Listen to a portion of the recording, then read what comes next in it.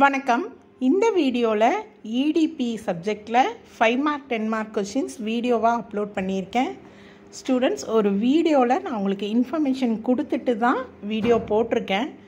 அதாவது EDP சப்ஜெக்ட்டுக்கு 2 years question paper தான் உங்களோட சிலபஸ். அதுக்கு ப்ரீவியஸாக இருக்கக்கூடிய சிலபஸ் உங்களது கிடையாது. அந்த கொஷின் பேப்பர் உங்களுக்கு அப்ளிகபிள் ஆகாது. ஓகே, ஸோ 2 கொஷின் பேப்பருக்குமே ப்ரீவியஸ் இயர் கொஷின் பேப்பருக்கு ஆன்சர்ஸ் வீடியோ அப்லோட் பண்ணியிருக்கேன். வீடியோவோட லிங்க்கு நான் டிஸ்கிரிப்ஷன் பாக்ஸில் கொடுத்துருக்கேன்.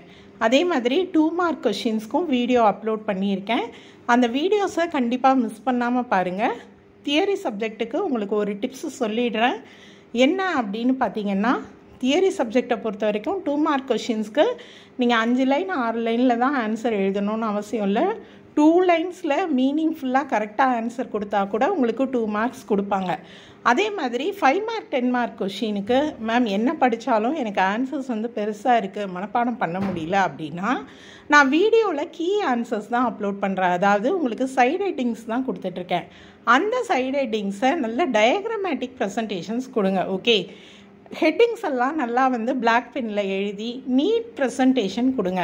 அதை எழுதினதுக்கப்புறமா நீங்கள் அந்த கண்டென்ட்டை எக்ஸ்பிளைன் பண்ணி கீழே 5 மார்க்னால் ஒரு 2 to 3 பேஜஸ் அட்டன் பண்ணுங்கள். 10 மார்க்காக இருந்தால் 4 பேஜஸ் அட்டன் பண்ணுங்கள். அண்ட் அந்த ஹெட்டிங்க்கு ரிலேட்டடாக நீங்கள் எழுதுங்க. ஓகே, கண்டிப்பாக உங்களுக்கு நான் அக்கௌண்ட்ஸில் சொன்ன மாதிரி ஸ்டெப் மார்க் இருக்குது இல்லையா? ஸோ உங்களோட ஹெட்டிங்ஸ் கரெக்டாக இருந்ததுனாலே 5 மார்க் கொஷின் அப்படின்னா உங்களுக்கு கண்டிப்பாக 2 மார்க் கிடைக்கும். அதே மாதிரி 10 மார்க் கொஷின்னா மினிமம் 4லேருந்து 5 மார்க் கொஷின் 5 மார்க்ஸ் உங்களுக்கு அந்த கொஷின்ஸ்க்கு கொடுப்பாங்க. ஓகே, ஸோ கொஷின் பேப்பர் எந்த மாதிரி இருந்தாலும் சரி மேம், எல்லா கொஷினையும் நீங்கள் அட்டன் பண்ணுங்கன்றீங்க. கொஷின் பேப்பர் டஃப் ஈஸி இது எதையுமே நீங்கள் மைண்டில் எடுத்துக்காதீங்க. ஓகேவா? ஸோ எல்லா கொஷின்ஸ்க்கும் ஆன்சர்ஸ் கொடுக்க ட்ரை பண்ணுங்கள். தெரியாத கொஷினாக இருந்தால் கூட related answer, subject related answers உங்களுக்கு என்ன தெரியுமோ அதை நீங்கள் எழுதலாம். அதுக்கு உங்களுக்கு ஆன்சர் அட்டன் பண்ணின மார்க் வந்ததுனாலே நீங்கள் ஃபெயில் ஆகிறதுக்கு வாய்ப்பு கம்மி. ஓகே, நான் ஏற்கனவே சொன்ன மாதிரி தான், நீங்கள் ஒரு 25 மார்க் எடுத்திருக்கீங்க அப்படின்னா உங்களுக்கு மார்க் போடுறதுக்கு அவங்க பேப்பரை சர்ச் பண்ணும்போது ஓகே இதில் ஏதோ அட்டன் பண்ணியிருக்காங்க, இதுக்கு ஒரு மார்க் கொடுக்கலாம், இந்த மாதிரி கொடுத்தாலே உங்களுக்கு 30 மார்க் வந்துடும் இல்லையா? ஸோ அதுக்காக தான் சொல்கிறேன், அட்டன் பண்ணுங்கள், சப்ஜெக்ட் ரிலேட்டடாக எல்லாத்தையும் எழுதுங்க.